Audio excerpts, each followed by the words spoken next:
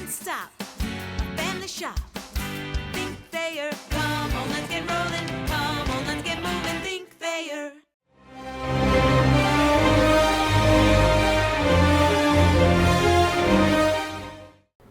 Thought our guys picked it up in the second half. First half, we came out a little bit sluggish after having a couple days off Thanksgiving, but we were able to pick it up in the second half and play together, share the ball very well with each other, and it was fun in the second half. Second half was fun to watch for me. What did you talk about at halftime? What did you want to see better in the second half?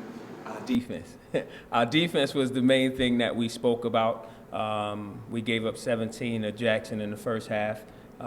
He had, out of their 30 points, he had 17. So that was the one thing I spoke about, and being alert and our communication on defense. In the second half, we improved that as well. So the main thing was our defense and just, getting our legs back under us and locking down on defense and rebounding. Those are the two things I spoke about at halftime. Well, you talked a little bit about in what ways the offense improved. I mean, obviously, you see the numbers. You made a bunch of shots and made the first 7 in a row, I want to say, something like that. What did you see from the offense that got you on a roll like that? Sharing the ball. I mean, the first thing was the ball left each other's hands easy. Those guys were able to pass and find the open man, and when you find an open man, it leads to an open shot, and we were able to capitalize on that. We were able to get the ball inside as well, so that helped. We didn't settle for threes and shot a bunch of threes. We were able to get the ball inside. The defense collapsed, and we were able to kick it out for wide open threes. So those are the things we spoke about in the zone, and if we went man-to-man, we were going to put them in ball screens and get their big guys, guarding our guards on ball screens. And they didn't run man as much, but when they did, that was what we executed as well. And when you talk a little bit about the defensive choices you made, it looked like it was kind of a mixture. You didn't really settle on one, did you? Defense for us, we were only man-to-man. Only thing we did differently was ball screens. We trapped the ball screens, so those are the only things we did differently. Instead of letting them come off to get a good look, we trapped them right away, and our guys did a great job in trapping. So those are the things that we've been going over in practice, and just wanted to execute it today and see how we look doing it, and our guys did well. You heard me ask Matt, that game against Cincinnati was similar to this one in that the team that ended up losing hung around for a while and then basically got jetted away from. Were there lessons from Cincinnati that you guys instituted here? From our guys is just you have to play two halves. That was the main thing we got out of that. We played a great first half against Cincinnati, and then the second half, when they amped up the pressure, we weren't able to stay with them. The thing we learned from that was we have to play two halves. It's not just one half that you play a great half, and that's the game. So our guys started down in Florida.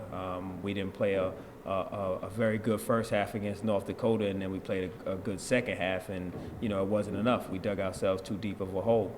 And when we went against Youngstown, we played a complete game, and also against Florida Gulf Coast was a complete game. So that was the first time we saw it, and then today was the next. So we want to build on that for our next game against UMBC. So we play them on Wednesday, and hopefully the guys will get ready for that one. So I understand it. It was kind of a lesson that was shown in Cincinnati, but more reinforced by the North Dakota game. Yes. That you needed to play all the way through. Yep. And the main thing right now for us is energy. We've been playing with so much more energy. We've been practicing with so much more energy with the guys, and it's been much more fun to coach, and it's been fun for those guys to play in. So we have to continue playing with energy every time we go out and play. Are there particular guys who are bringing that energy? Well, Zach brings it pretty much every practice. We have to get him, to control that energy, but he's been bringing it every day in practice, and Antoine Lillard.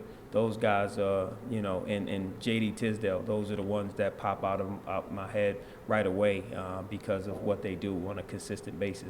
That's every day for those guys. So it's been contagious, and the other guys been picking it up and following right along.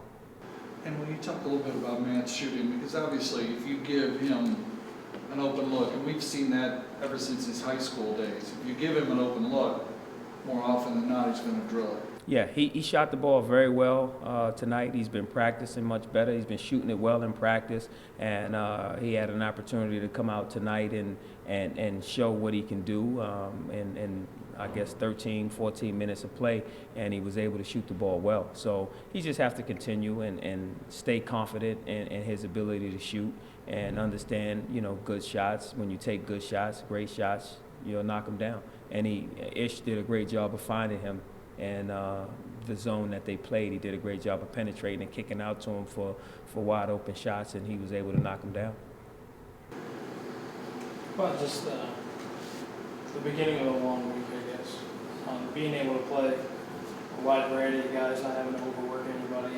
Does that help in the long run? It helps. It definitely helps. It helps in two ways. It helps rest the guys who play a lot of minutes, and it also gives the guys who doesn't play a lot of minutes that confidence that they can get out there and play as well. So our guys did a great job of that tonight. We shared the minutes, so we didn't have anyone playing over 20, 25 minutes, I would say. And so that was good for our guys, just to rest them up a little bit and get ready for the next game. I just have one question. This is the third straight game where we've had more than 4 people score in double figures. Is that kind of a coincidence in terms of you thinking and those being wins? No, I mean, yes, it's not a coincidence in that being wins. That was something that we wanted to do going into the season was have multiple guys in double figures. So I wanted to have 3 to 4 and averaging over 10 points a game. We're getting close to that right now, and if I can get 4 guys averaging double figures, you can't key in on one guy and say, hey, if we stop this guy, we can win, because we always have someone else step up, and that's what I wanted to do. And when you have balance in your scoring, guys tend to stay hungry. It's not just a one-man show, so everybody feel like they're a part of the offense and the defense as well.